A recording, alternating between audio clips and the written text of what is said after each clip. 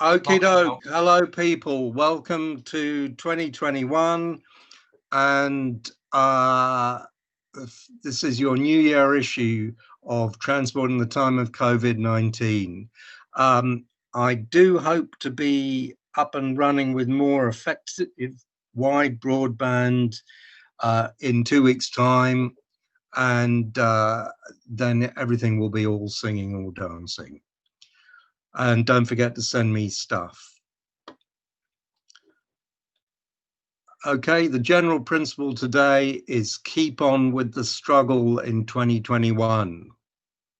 Same format as last year, whipping through it quickly.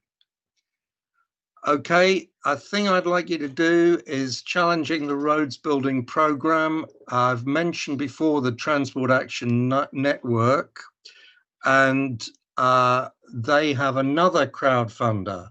The first case is about the decision to approve and fund the roads building program. The new challenge is focused on challenging the rules in the national policy statement that decide what's allowed to be built. The two are connected, but they're quite different legally, and that's why they've had to bring a separate challenge. So do go through to that link, crowdjustice.com, and try and support Transport Action Network. There's a letter from Professor John Whiteleg, Senior Fellow for Foundation for Integrated Transport, open letter to Grant Shapps, asking you on the first day of 2021 to adopt 10 policy measures with regard to, and to report back at COP26. Cancel all new road building plans, fully segregated cycle paths, focus on speed management, emphasis on 20 mile an hour, enforce speed limits, ban pavement parking, regional transport authority model of getting high quality public transport, and measures to reduce car dependency. Here's some other things to read and do. I've mentioned Rachel Aldred's work last issue, The Impact of Low Traffic Neighborhoods, which you should have a read through. There is a campaign being run by Road Peace, Road Danger Reduction Forum, Action Vision Zero, and others with regard to getting police and crime commissioner candidates to promise to support good quality roads policing. And we're going to have a webinar on that on January the 21st, PCC elections tackling road danger. Do try and attend to that. We've got the national lockdown guidance about when and how you can go cycling and all the rest of that. Bike shops are still necessary to be open, and you're still encouraged to go cycling or walking and to use bicycles or walk rather than use public transport. There's a nice video from the guy who does Filtermore Streets. It's a low traffic route from Tottenham Court Road in central London to the London Fields low traffic neighbourhood. And it goes through lots of cycle lanes and filtered areas, and it's very interesting. You rush through in 2 minutes, 20 seconds. The UK Energy Research Centre has got a report out there. They recommend 50% tax on the most polluting cars. A lot of cars have not been bought since COVID hit, but the non-purchase of cars could simply mean delay in buying polluting ones. There's the diversity issues page. The one new thing in that is this article at the bottom: disability, cycling and health, impacts and missed opportunities in public health. Do have a read for that. Incidentally, one from the bottom, what I highlighted last issue, the new updated issue of Guide to Inclusive Cycling, the 4th edition of Campaigning for Inclusive Cycling by Wheels for Wellbeing, that is a text which you should have to hand. The delay slide is now the what's happening slide, and we are watching out for when Active Travel England gets going and when Part 6 of the Road Traffic Act 2004 gets in place, so that we can have policing of various things outside London. So relatively okay in terms of the legislation with regard to London. Okay, stuff on the ground in the UK. This is in Greater Manchester. Manchester City Council has put these planters in Dorset Road. Unfortunately, the signs are not yet up, and there's been some pavement driving, motorists going onto the pavement and getting a bit confused. That's not getting confused in a good sense, but getting confused so they do the wrong thing. But hopefully that will change. Here's a nice thread by a guy called Alberto Zanni in Brighton and Hove. He's done something on school streets, and this is showing what has happened at Brunswick Primary in Hove, and you can see some nice people-friendly streets there. Oxford, the Divinity Road low traffic neighbourhood, they've got a nice website, and they've got this signage up, Rethink Your Route. Now, in Worcester, oh dear, all over the world, cycle lanes are being added. In Worcester, the cycle lane has been removed and pavement narrowed. Bike Worcester Emergency Active Travel Phase 1 money is being used to promote lift share. Car sharing is neither walking, cycling, COVID secure, and the website doesn't work. So that's what the activists in Worcester are saying. I don't know if that's true, but past performance of Worcestershire is not very good. Also, Northants just got a message just before we started that I think their one school street has got an accept access sign up, which is obviously going to mean that when schools do open again, motorists are going to just feel it's okay to drive into the school because it's got an accept access there. Oh, yes, this is from Greater Manchester. Bury Council did this. For I think not just some years, but decades, whenever there's been a problem with mopeds or motorcycles using something which has been put in for bicycles, the response has been to stick in barriers. In fact, you should deal with these things through law enforcement and through fining the moped, the pizza delivery people who do that. Why not get the pizza delivery people to use bicycles like a lot of Deliveroo people do? This is a tweet from the Royal Parks. Please be advised that the car parks in Richmond Park are full. So, maybe the solution is to not allow cars through or to make them pay, particularly if they're just going through rather than visiting for a short period of time, and maybe have lower capacity in the car parks. So a certain amount of campaigning going on about that. Now, Kensington Chelsea Council, High Street Kensington. Do read this article showing how the London bike lane, which was removed, is blocked by parked cars most of the time, and its removal has not led to cars moving more swiftly down Kensington High Street. Now, here's a quote from Better Streets for Royal Borough of Kensington Chelsea. On the day before Christmas Eve, the Environmental Law Foundation submitted a revised pre-action protocol letter to the council on our behalf in respect of a potential judicial review of the decision. We will be updated on this. And also they've written a detailed brief to the minister in the event that TfL should request his consent to take control of the road. And there are other avenues that are being pursued.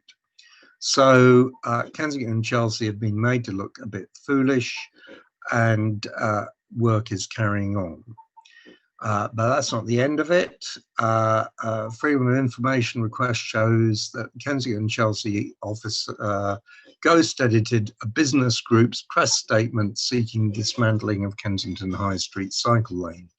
And there's a nice picture found by Carlton Reid of what Kensington High Street looked like in 1903.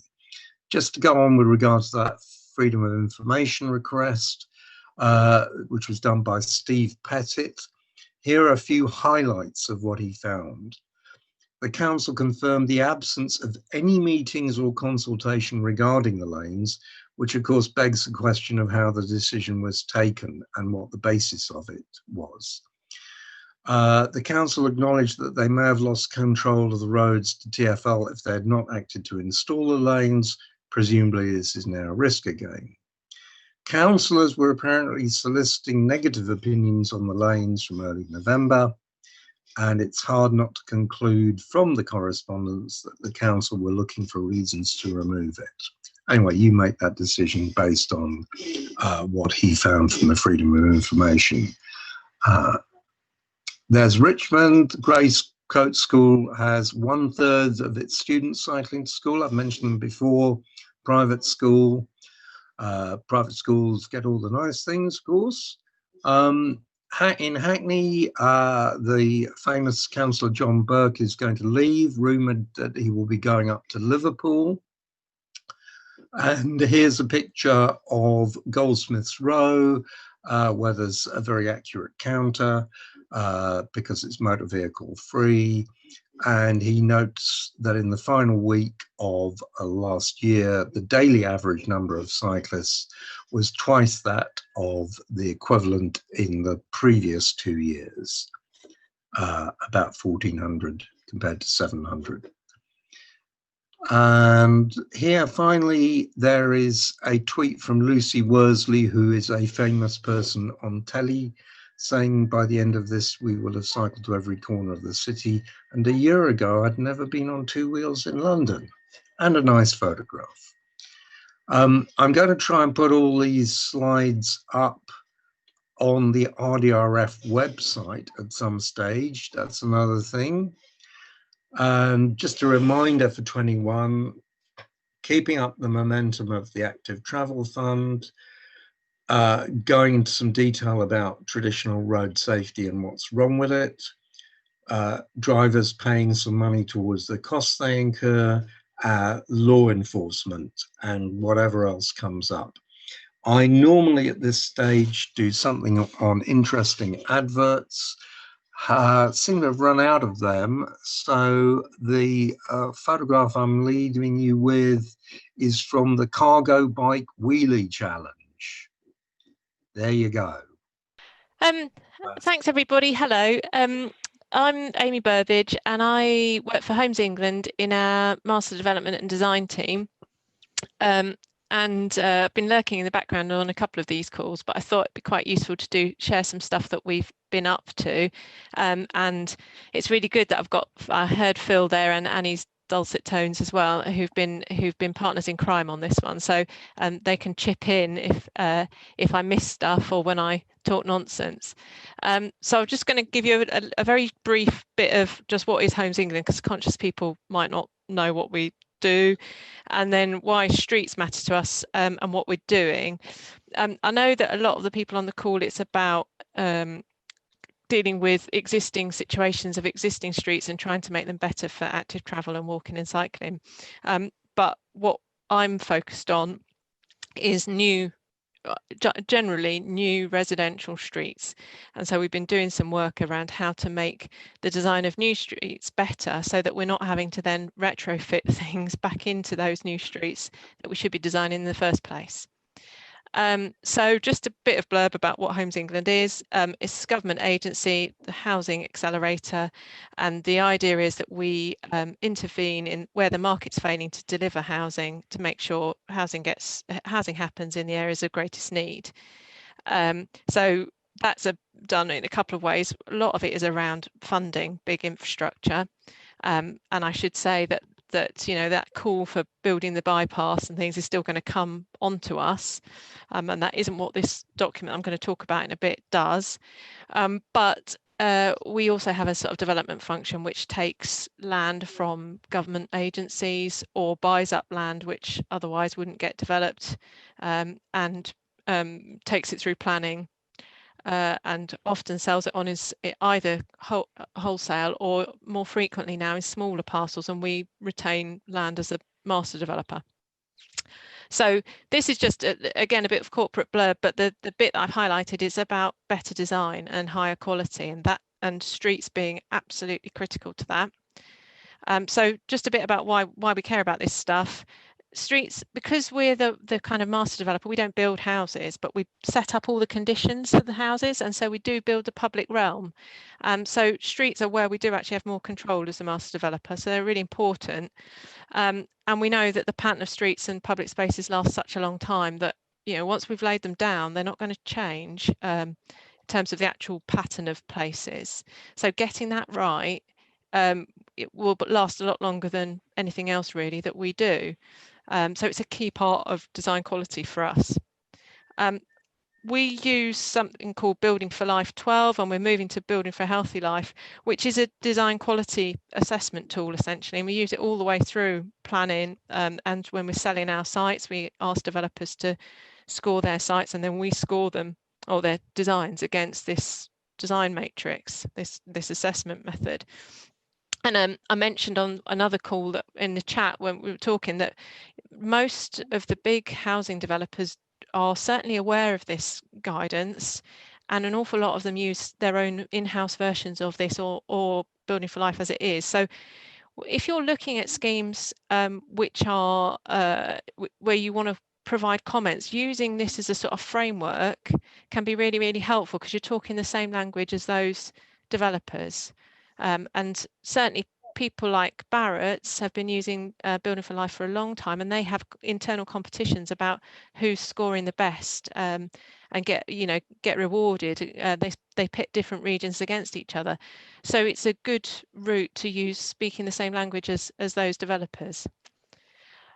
There's a whole bit in Building for a Healthy Life all about, well, there's a lot of bits around street design, but in the revised version, there's this whole question of one of the 12 criteria is called healthy streets, and I've just screenshotted a whole bit about that. You can read this at your own leisure, the actual document, but it's all around streets rather than roads and walking and active travel basically, and making streets pleasant places to be as social spaces as well as routes for movement. And what Building for a Healthy Life does is it sets it up in a kind of red, amber, green type of layout to make it really easy.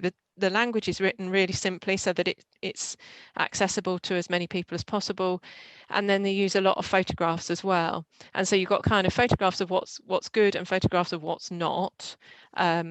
And it's something a lot of the people in Homes England who are kind of the project managers are generally surveyors rather than planners or designers, and we're a client really rather than so they're instructing their consultants. So this kind of thing that's people can understand that the language in the photographs is really helpful for us. That's part of the reason why we like it as an agency.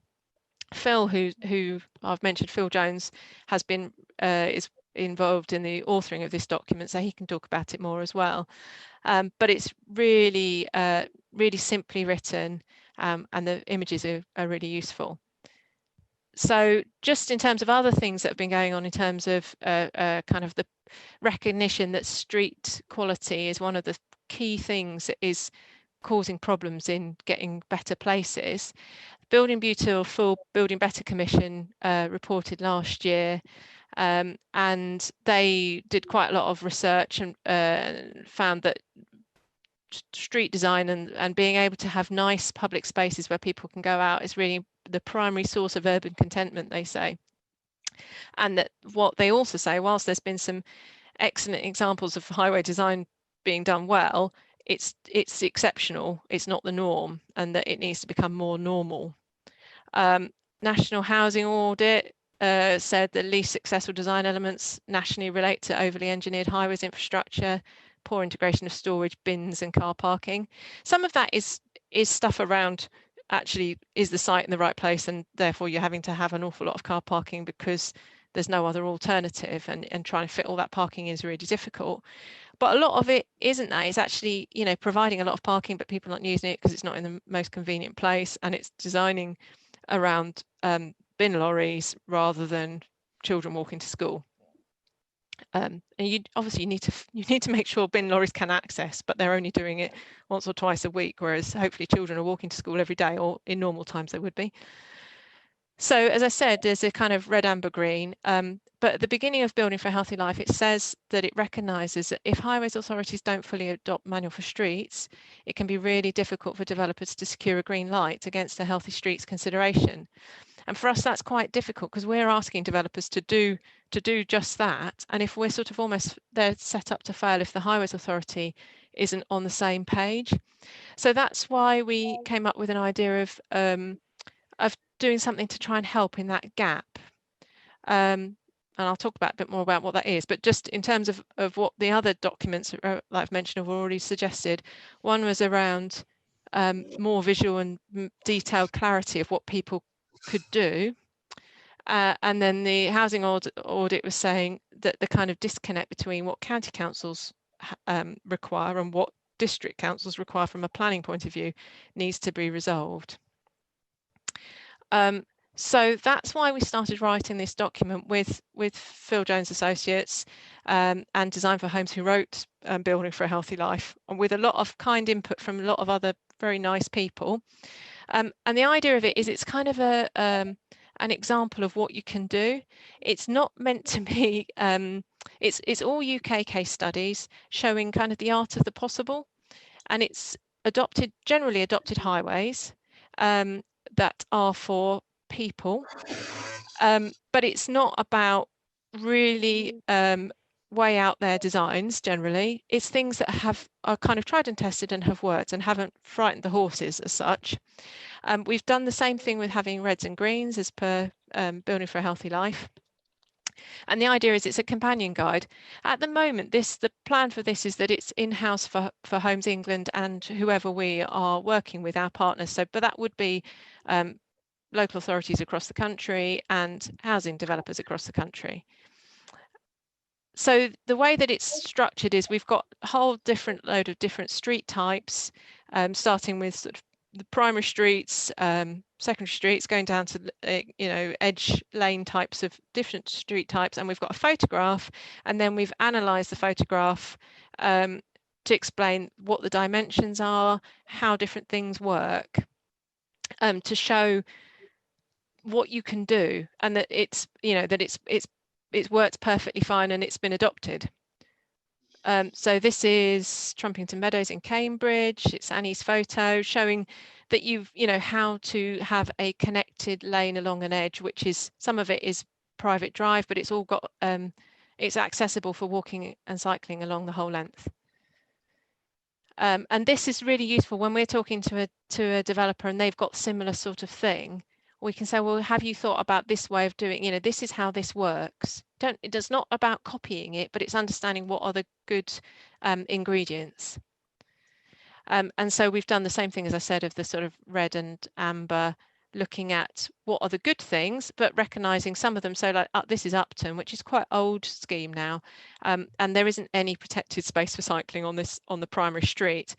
But it has been designed so that you wouldn't drive along there faster than 20 miles an hour, really. So it's picking out the things that you could do a bit better. And we're hoping to do a possible part 2, which is some more drawn details that basically could be adopted by local authorities easily, because we're conscious that Manual for Streets 3 will be coming at some point, but it's probably a fair way off while they're drafting it. And we want some things that, there can be a lot of streets designed and adopted in the intervening year. What can we do in the short term that can give people some simple plans and things to update their existing guidance? And then this is just another thing that we've been doing in terms of site specific. So this is a site specific adoption manual for one of our really big sites. This is Burgess Hill. This, I can't remember how many thousands of houses this is, but it's big. And so this piece of work's taken a year, but it's been agreed with the local highways authority. Basically, it's a site-specific drawn details of every street type that's possible and how they will work. It includes all the species of trees, it includes, as you can see here, drainage details. It's not to do with the specific parcels, so we don't know exactly how individual developers will develop their parcels out, but it means all of that kind of argument about what streets get adopted and what they will be like has already been done. We've done all of that heavy lifting in advance, so it takes a lot of that complication out of the developers, and it should be then quicker for them to get their detailed planning applications through, because all of that has already been agreed. But you can't do that on every site. It's worth it for a site of 2,000 or 3,000 houses. But it's been a really useful process, and we hope that we can feed some of the stuff from this site specific adoption manual back into the part 2 of the one that I've already been talking about, the sort of playbook of what's possible. And then really this is just a summary of what we're trying to do is, we know that bin lorries have got to get access. We know that people need to get access to their dwellings, but it is about trying to keep that emphasis on streets for people as well as bin lorries, so that you can lark about like this little girl and walk to school. So there's the little summary of what we're trying to do. There you go. Yeah, thanks for that, Amy. Really good, and so important to get these things right, or we have to spend the next 20 years trying to unpick all the damage, and it's a real problem. And bin lorries, I will just say, quite good at reversing. We should never rule one out as well. I've never seen anybody track for that. Yep, just go back, go off. It's all good. So anybody got any questions for Amy? I have. Go on then, Mark. I put it in the chat and clarified what I was talking about. So you right at the end, I'm down in Brighton, so I know the Burgess Hill site quite well and Burgess Hill area quite well.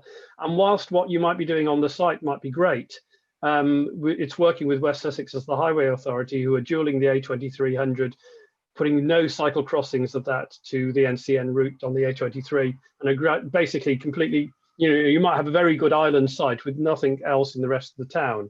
And that is the problem, what happens off-site. It's something that Highways England has addressed and is now looking more at off-site stuff.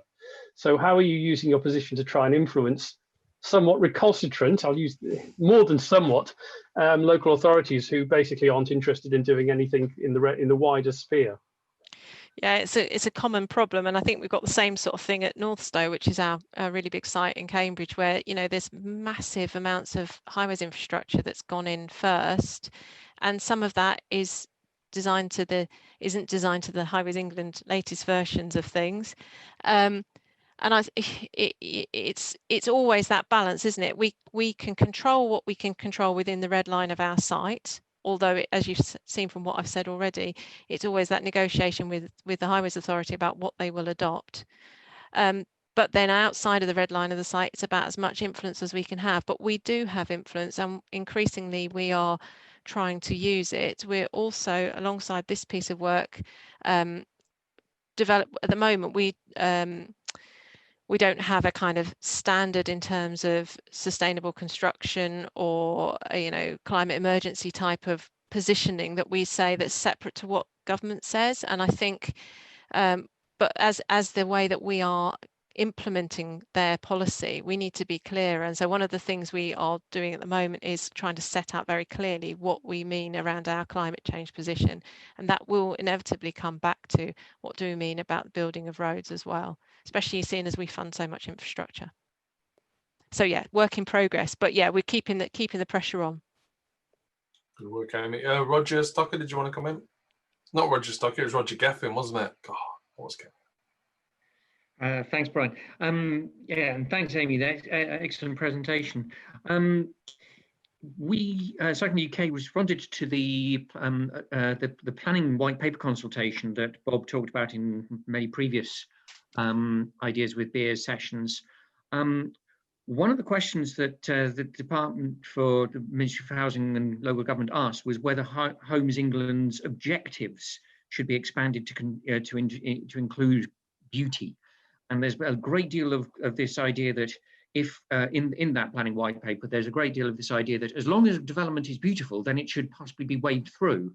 Now, we and many other groups involved in housing, the environment, and so on have had real problems with this, because for all that you can have a beautiful development with all the buildings looking absolutely out of the building Better Building Beautiful Commission and the streets designed in accordance with the manual for streets.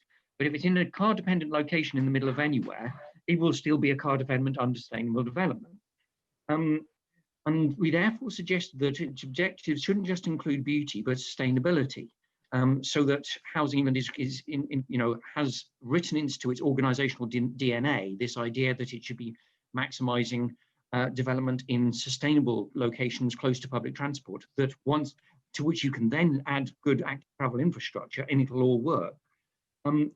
Would that help what you are doing? And if so, how would we, we put it in a consultation response. I'm just wondering what more could we do, and would it be helpful to push for that objective to be added to Homes England's wider objectives? So some of the stuff that I just talked about in terms of the design of sustainability, being really clear about our position is partly in response to that, is to get our kind of corporate response and thinking together in order to be ready for when, because our objectives have to be changed by an act of parliament. So we need to, there's a bit of lead in, but it's about being clear about that. So I think we're seeing it as it being around design quality and sustainability in its broadest sense, like you are mentioning.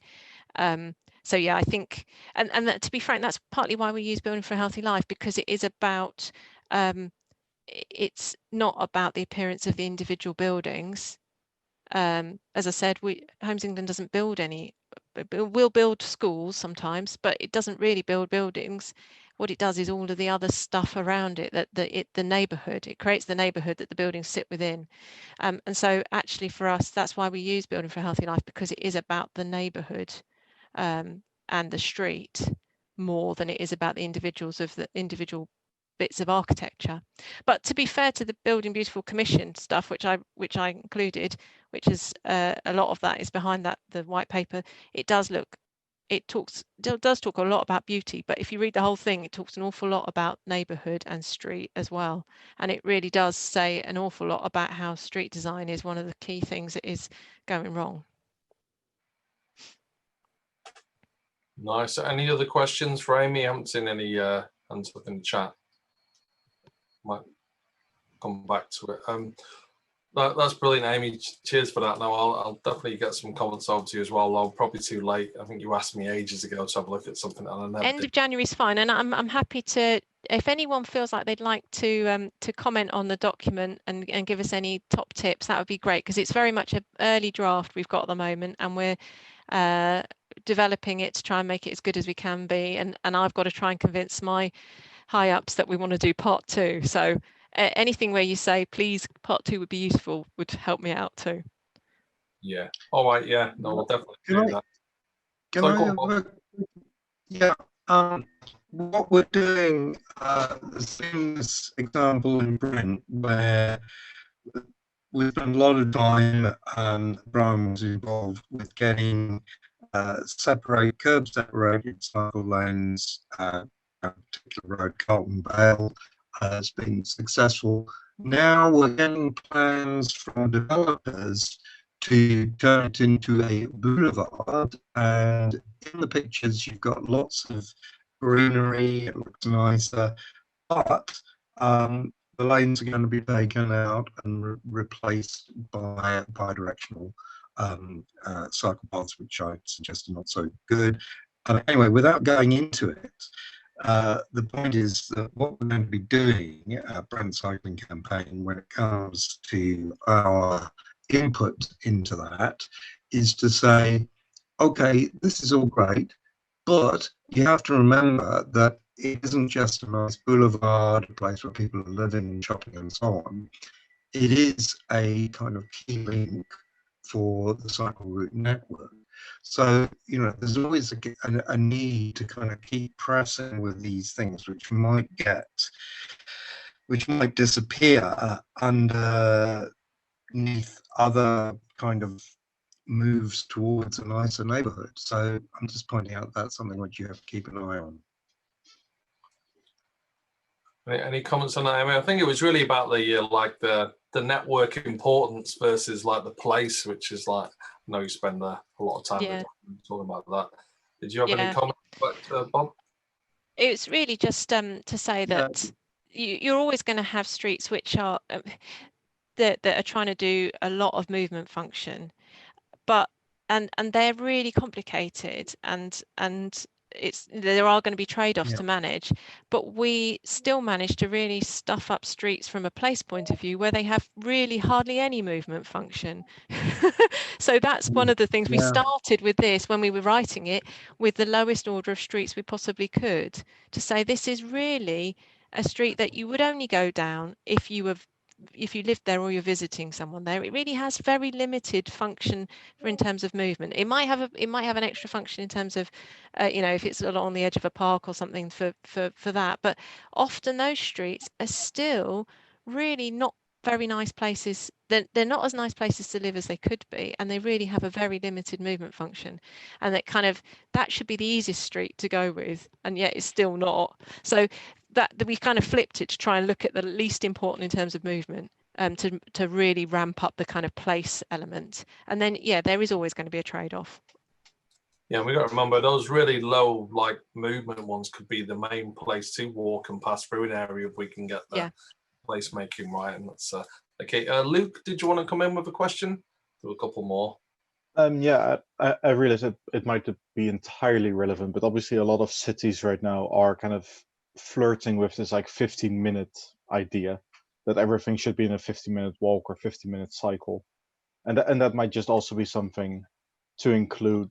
Like, it would be great if this is included in like a Homes England type of document, because very often, like in my experience, some streets are really good for walking, but they're still like isolated cul-de-sacs or something like that. You know, like you'd like to have some sort of objective sometimes that, you know what, we're not just going to make streets very good for walking, but we're also going to provide certain walking or cycling routes that are not for cars, they're just for walking and cycling, like little cut throughs, so that we can create this like 15-minute city. Yes, good idea. It is about that wider context, and what you can get to. So I think it's a good idea to include something around there in it. All right, there we go. We got a win there. And Chris. Thanks, Brian. Amy, you mentioned that sometimes you will fund a school, so sort of fundamental infrastructure for a community or a neighbourhood. Would you also be able to fund the tie-ins necessary to get to decent walking and cycling routes beyond your site, outside the red line, or to fund passenger transport so that you don't get this car dependency that's incredibly typical? I've been driving all around the Northwest doing sort of COVID fieldwork for ONS, and see so many of these estates growing up where there's no passenger transport, there's no tie-ins to decent active travel routes either. Have you got any kind of discretion to do that? Yes, and it would depend on the scale of the site.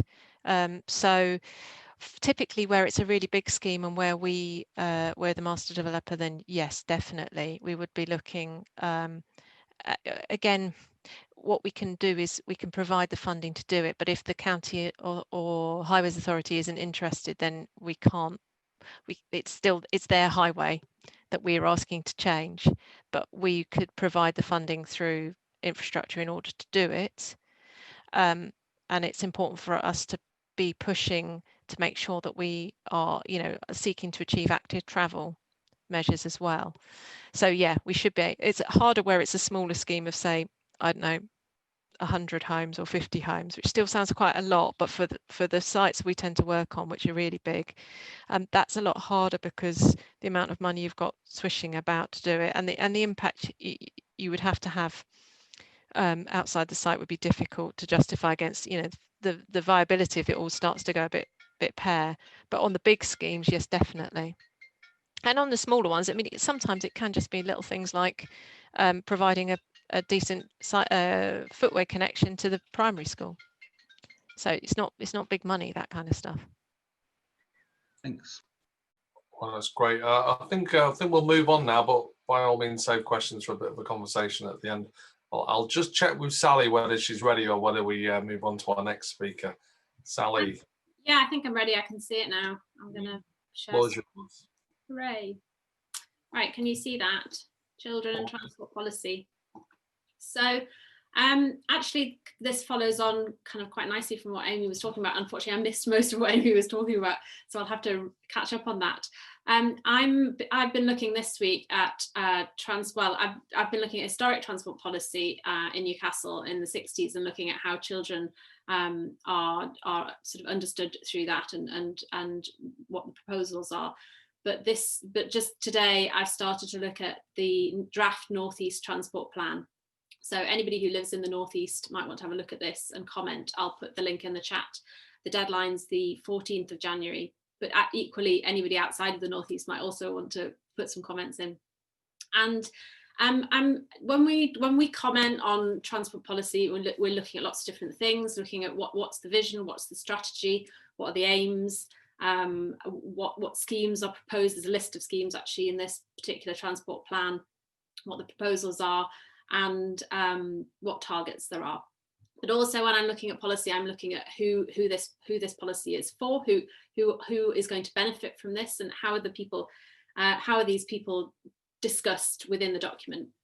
And so I'm going to make the argument that when you're responding to any transport policy, you should also be looking at how people are talked about in that policy, because I think that the way that we talk about people, different groups of people, can make a big difference to what that policy looks like, and then ultimately what we then design and build. And it also influences how people sort of perceive transport and who transport is for. So I've been looking at children, and just on the very first thing I always do in any planning or transport policy is just do a basic search. How many times does child come up? And that's the first one. And then I would go into a bit more detail and look at, say, family and school and different associations with children. But just on a very basic level, it's usually quite a good way of finding out what, you know, how this policy, does this policy even interested in children? And then digging a little bit deeper.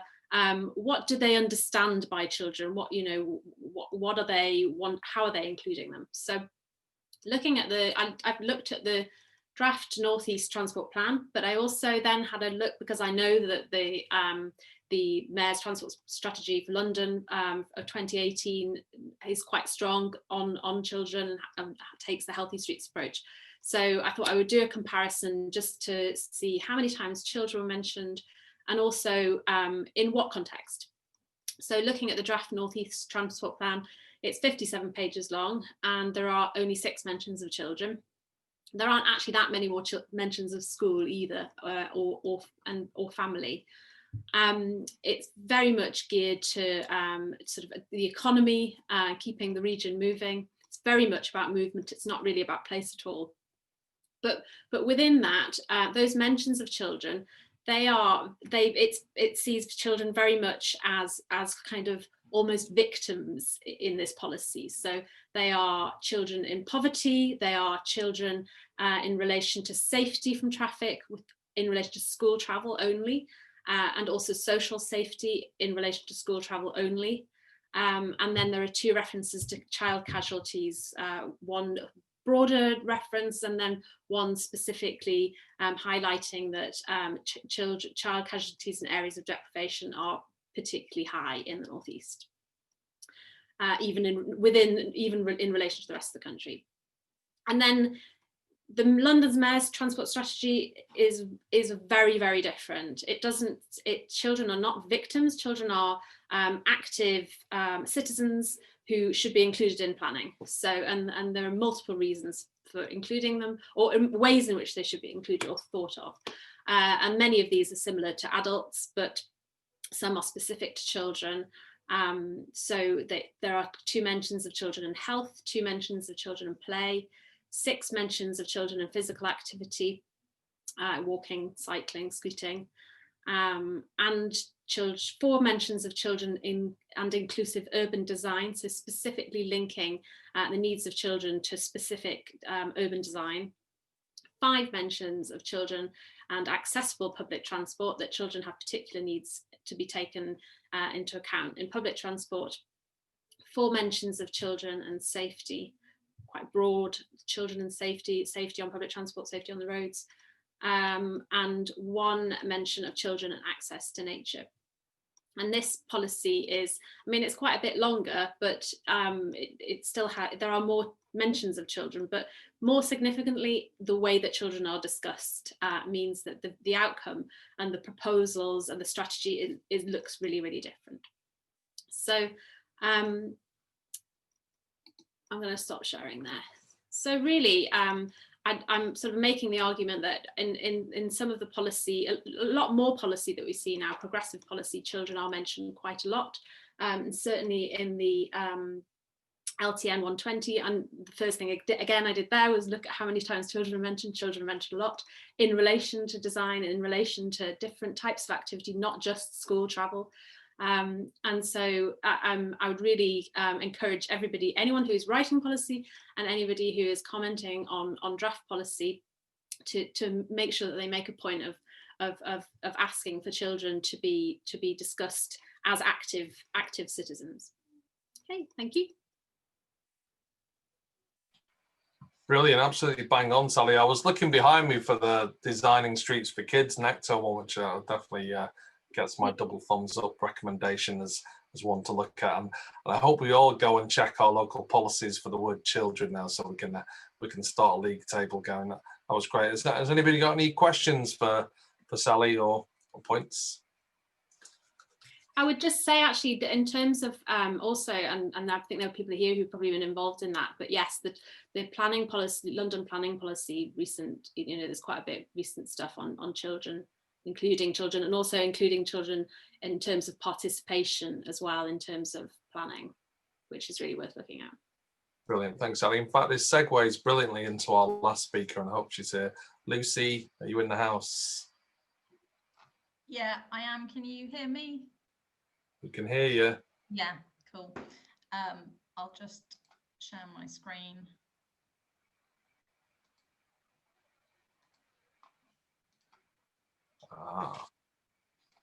Oops. So I'm just going to slideshow.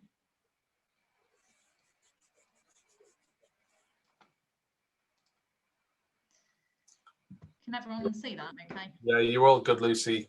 Cool. So yeah, this is kind of a bit cobbled together, but yeah, it really follows on from a lot of the points that have come before, really. So we're kind of homing in a bit on the issues relating to children, and this talk it's a bit of a ramble, but it's just a few things I've noticed that are kind of missing from some of the current guidance and some of the ways we're thinking about how we design roads. Yeah, just kind of going back to the basics. So we know lots of our car journeys are really short, and I keep kind of reminding people about this, because too often in the low traffic neighbourhood discussions we get sidelined from the main points. So this is one of them. We've got in the UK lots of short car trips, and I think just generally highways and surface transport are not pulling their weight when it comes to climate change and emissions. And this diagram, which I've nicked from Cycling UK's website, I think Roger Gaffin did a really good article just about emissions there. But it shows, not only are we're not even flatlining in transport, we're getting worse, and we're not addressing that question of how we stop all those short car trips. It's leading to health problems. We've got COVID, which we now know is linked to we've got air pollution, which we now know is linked to kind of COVID recovery rates, and some more studies coming out. Babies living in areas with dirty air are more likely to die in their first year of life. That's a fairly recent study in the BMJ. I put this little chart together because it just shows the impact of increased motor traffic on children's lives and their ability to be free. So the red dotted line is primary school children travelling alone to school, and you can see there that sort of it's gone down from, yeah, kind of over 95% of children in 1970 were walking to school by themselves, and it really is completely mirrored by the increase in motor traffic. This I nicked from Phil actually, but yeah, just again, this massive drop in cycling over the years, over the past few decades. And for some reason, not all of that is appearing. I don't know why. Oh, there we go. Yeah, so most kids want to cycle to school. Lots of evidence to show that boys and girls of primary school age in particular would really like to cycle to school, but the main deterrent remains fear of motor traffic. And what we saw, and I took this photo in the first lockdown in the summer, there was barely any traffic on the roads, and suddenly everyone emerged onto the streets. But nevertheless, motor traffic is still the leading cause of death to children in this country. The DFT is doing some really good data measuring of transport use at the moment, and you can see it massively fluctuating here, particularly the cycling use. So I think, yeah, it's just, we're kind of in a state, and we are still in a state of complete flux. And this really presents a massive opportunity, as a lot of people have said that, but I just kind of put that in there just to remind us of the context of things at the moment. I was on a call the other day just about children and designing for children with various interested people. And one of the questions that came up was, how do we talk about play to serious engineers? And I really like that, because that summarises a lot of the issues.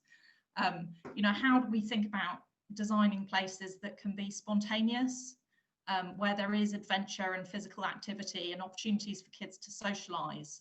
And we still haven't really got there yet. There are some really nice schemes, and I saw an amazing one in Hackney, which I'll share the link to, but there are some great schemes happening, but they're really few and far between. And just, yeah, the commute. So just a quick thing on the commute, because that still seems to be dominating our thinking, even though, sorry, just it's really, you know, falling back, particularly, you know, during the lockdowns, but that's going to have a long-term knock-on effect on how we do things. And yet many of our plans for cycling still seem to focus on the commute. There are these kind of spider diagrams with the kind of assumption that everyone's going to be cycling into the middle of the city to do their trip to work and then cycling out again.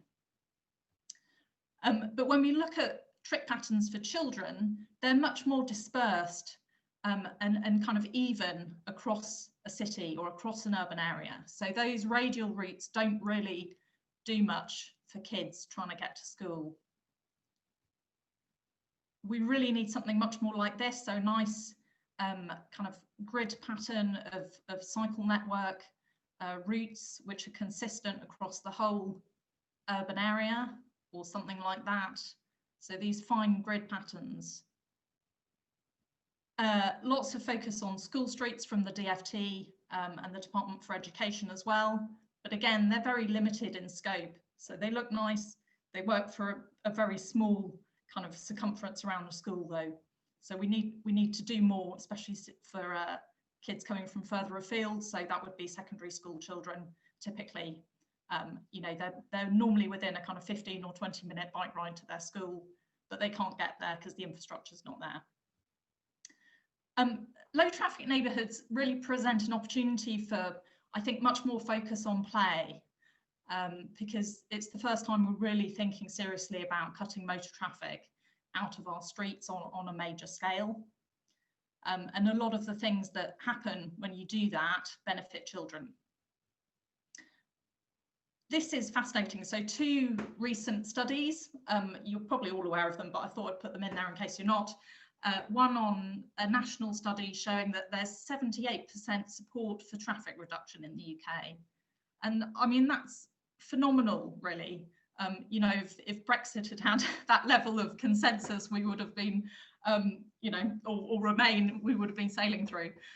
So huge kind of general support for cutting traffic, cutting pollution. People overwhelmingly are fed up with it. So there's a strong mandate there for the government to do something. And even when you look at LTN, this London study, so that's London only, but you've got 52% of people supporting low traffic neighbourhoods. So there's a lot of noise and commotion about low traffic neighbourhoods that's often negative, but there's this evidence that actually there's a lot of support for them.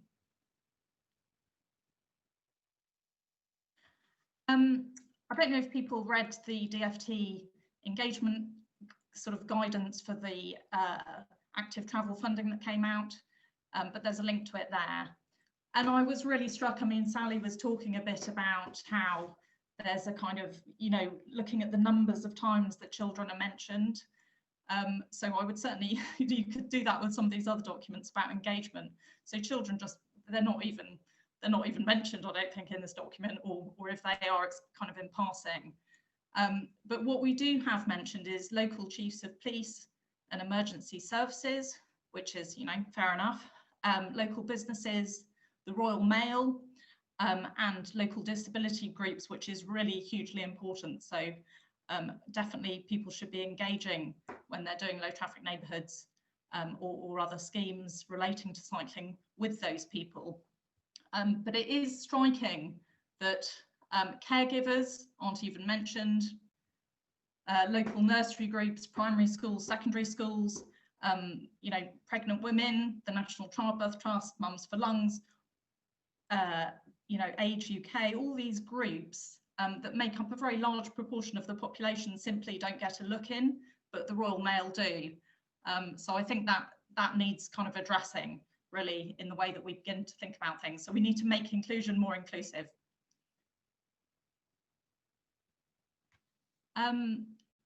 Yeah, this, I nicked this little diagram from, I think it's a Harrow cycling campaign. So they've got a really good website. But one of the things I have noticed, and I don't know if anyone else on the call has seen this, but some of the, certainly in Merton, we've had a couple of schemes kind of put through under the guise of a low traffic neighbourhood with some nice sort of colouring and hatching. But actually, when you look at the detail, they're not low traffic neighbourhoods, so they've still got through traffic. So that's just something to look out for when we're measuring how well a council's doing or an authority is doing. And I'm quite interested, and again, I don't know whether other people have got information on this, but just to get some idea of different borough ambitions for the percentage of coverage for low traffic neighbourhoods. And there may be some way that if we found kind of some equivalent criteria, we could begin to compare different boroughs' success. Yeah, and then I think just we need to begin measuring things slightly differently as well. So measuring levels of playing out and parental attitudes, which should be in there along with cycling levels, and measuring levels of diversity. And independent child travel is a really good indicator of how well we're doing. So some major things still missing from the national kind of framework for children. Some recent studies again showing that 20 miles an hour are too fast even for a 14-year-old to compute. So we need slower speeds. We need to be able to sign things for, you know, 10, 11, 12 miles an hour. There needs to be more focus on spontaneous movement. So don't assume that everybody kind of takes a very logical adult line as they walk along. They may well not. Children typically don't. I saw a really small child just sitting on a curb the other day. She was having a strop, decided to sit down, but she was right next to motor traffic. But there's no kind of allowance for these different types of people in the way we're designing things at the moment. There's not enough crossings, and if there are crossings, often it's like a refuge which a child can't use alone. And then, as I mentioned, too much focus on the adult commuter, and some serious kind of gaps in the way we train and teach transport planners and engineers. We're just not really, we don't have play in there on the syllabus. So still too much focus, I think, on you know, how do we fix people to suit the system? How do we, you know, whether it's wearing high vis or training them up or doing that, you know, fixing children and disabled people and women to fit the system, but we need to change the system. That's it. Thank you. Brilliant. Thanks, Lucy. Just amazing as ever. Brought us all up to speed, I think, for the new year. Good recap and lots of great ideas. Anybody got any questions for Lucy? Or if you, Sally, I can see your hand first. Go for it. Yeah, I thought that was great. Thanks, Lucy. I've had many of those similar thoughts, and it's really, I'll have to look at that again and have a bit more think about it. But one of the things that I've struggled with a lot is how to talk about children and streets. So talking about, we talk about play and we talk about mobility, and then there's this whole kind of, neither of them are really satisfactory, I think, when we're describing what children do. And I think that it's not part of the problem, but I think it would be helpful, I think, to have a better way of talking about that, what it is that children do. And I just kind of want to say, well, what children do when they're in public spaces, and it's not necessarily the same thing as adults. So I think, if anybody, do you have any other thoughts on that? Or yeah, I don't know, I find it's kind of interesting, because when you look at the disability debate, they've kind of managed to get a bit of a foothold into people's psyche. So they've managed, you know, we now, okay, we sort of, it may well be that we don't provide for them in any serious way often, you know, and we don't do things well. But I think when we talk about inclusivity, the first thing people think about is, or the first image that springs to mind, is a disabled person, not a pregnant woman or a caregiver or a child. But yet those groups are so large, you know, they make up such a big proportion of the population. But yeah, no, that's a really interesting point about just, I think we haven't quite got, yeah, the vocabulary for talking about children and their needs. So there we go, on cue. Any other questions? I can't see hands up, but anybody got a couple? Can I just? Oh yeah, go on, Mark. Well, just as the parent of a 15-year-old who's, you know, getting towards relative independence, well, total independence in some respects, but relative independence in others, I think we've got to differentiate between, if you like, primary school and secondary school children, of the children that, you know, you wouldn't expect, or maybe you would, but you wouldn't expect a 6 or 7-year-old to probably walk independently, but you would expect maybe an 11 or 12-year-old. And I think so. I think we, you know, I know it's important to refer to children, but it's important also to think about the differences between different stages of childhood or adolescence, and to accept some degree of risk and some degree of more autonomy of older children. That's not a criticism, but, and obviously I know your kids are the same age, so I know you know that, but I think it just lumps all children into the same boat otherwise. Yeah, no, that's such a good point, and that does, and I think, again, you know, our national guidance hasn't sort of grasped that, so we're sort of seeing all this discussion about school streets as if that, you know, it does nothing at all to solve the problem for how do secondary school children get to school. So it's kind of, the fact that we're not talking about it does have serious implications for what we end up building. But just on the point of primary school, you know, what we expect of primary school children, I think our expectation has become so shrunk and limited.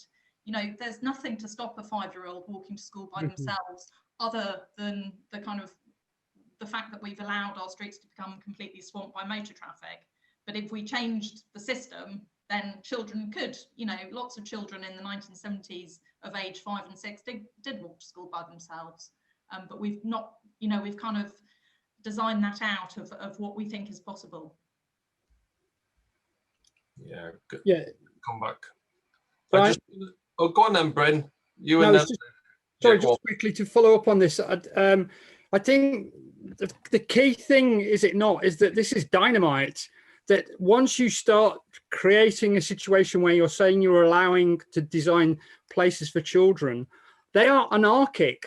when everything else that we do, all of us, and I'm looking at Brian now as an engineer, are kind of designing around formed patterns, and there's a contractive behavior in that space which children are never going to sign up to. So yes, this is the way forward, but do we not need to understand in the way we present this that this is going to be far too radical for almost anybody who's wanting to maintain motor traffic in those spaces, when they're never going to let this through? Sorry, that was a bit uncoordinated. No, good point. Go on, Lucy.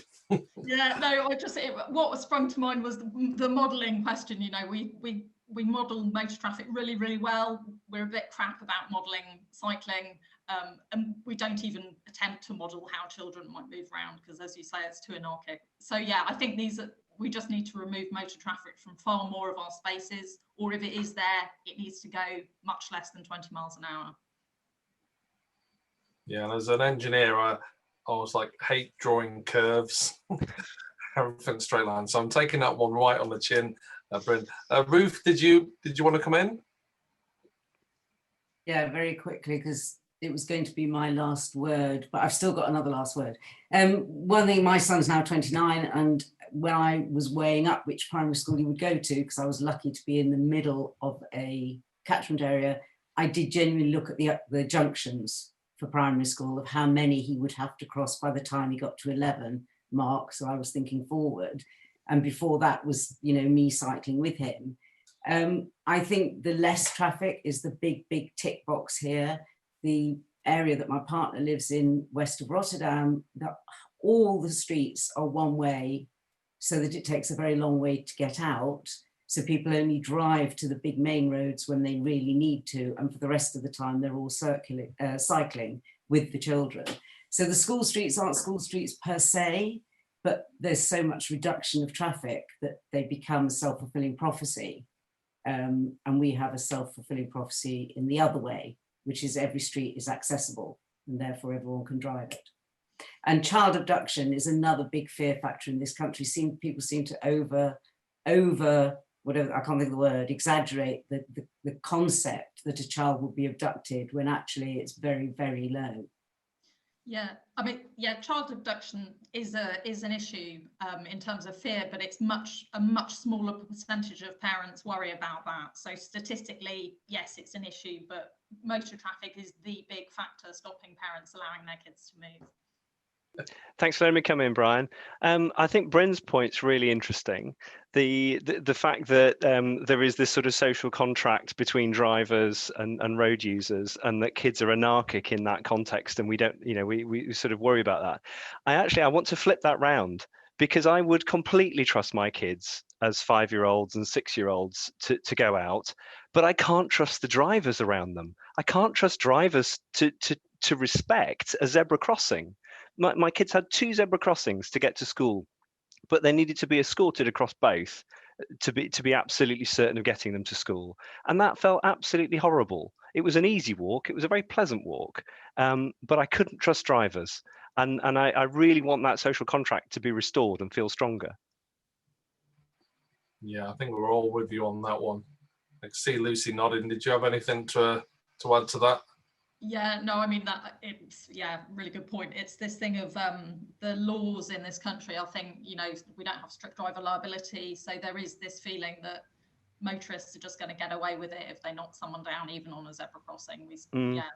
But I do think that the infrastructure can support a more civilized approach to driving. Yeah. I think where we talk about active travel as well, we often, in a work context, we often try and talk about active and independent travel in the same breath, to make sure that it's clear that we are expecting children to be able to do this, and that the design has to facilitate that. Yeah. Excellent. Anybody got any other questions? I can't see any other hands up. I'm with you there. I've got a 5 and a 7-year-old, and so I think I'm similar to Steve there. I did let my 7-year-old go out when she was like 5 on her own. Well, we're in the house going, maybe, from what I'm hearing, I'm just a terrible parent. I probably knew that one. Any other comments or questions from anybody? Yeah, I mean, Brian, I think I can just really echo the points of everybody made. Like, I grew up in like a little cul-de-sac in the Netherlands, and like we used to play like play football all the time. And like, yeah, if you hit a car from some of the neighbors, you'd be in big trouble. But you know, you'd still play on every single of the streets. And right now, at least in Hackney, like I tend to look at the commonplace arguments that people are saying, like, you know, supporting opposing local low traffic neighborhoods. And some of them are even saying like, why do you even want children to play out on the street? They've got the parks for that. They've got like designated spaces for that. And I'm just like internally screaming at those arguments, because you should, especially low traffic neighborhood streets, you should be able to expect kids there. You should be able to expect people hanging out there. And that some people think that those areas are just forbidden for kids. Like, that is a gigantic culture shift that needs to happen rather sooner than later. Yeah, no, just one thing on that point. I mean, it might be an interesting PhD project for somebody, just whether or not with low traffic neighbourhoods, when people drive, because they're much more likely to know the people on that street, whether they drive in a better way, more considerate way. I don't know. Yeah, all good. I think we're coming towards the end now. Unless anybody's got anything to add on that. I think it's right. I remember doing a big talk on this topic in Irish Parliament, which was my time of like, because I had the same childhood as Luke and many others of playing out, and then how that was taken away from us all. We've got to give it back to the kids, haven't we? All right, I'm going to hand over to Ruth now, who'll do her famous last words. They're always good. Ruth, over to you. Thank you. Well, today's was sort of going to be about children and cycling and everything, but I've changed my mind. So zebra crossings. Although I am a bit London-centric, I try not to be, but I am. But one of the rides I did this weekend was going from Chiswick out to Esher and back via Hampton Court. And all the way from Esher to Hampton Court is 2.5 miles on an A road, not a single crossing, not one. And one of the big objections to LTNs is that it's a barrier, it stops people talking to each other, it stops people meeting each other, etc., etc. These A roads, which now are in our residential streets because that's how our housing is built up, is a big issue. And the only way to slow drivers down is to put zebra crossings in quite regularly without Belisha beacons, Brian. And you actually will change the whole face of the street in that way. The A307, A308, A309, any of you who are familiar with all of these, are all massive single carriage. Well, I don't know how you describe a non-dual carriageway when it's one way each way, but they're very wide and we cycle on them. And all the pavements are historical and not used by anyone walking, very few. So we need more, all of you engineers, all of you transport people, all of you, Roger Geffin with your Cycling UK hat on, we need more crossings on these roads and that will slow traffic down.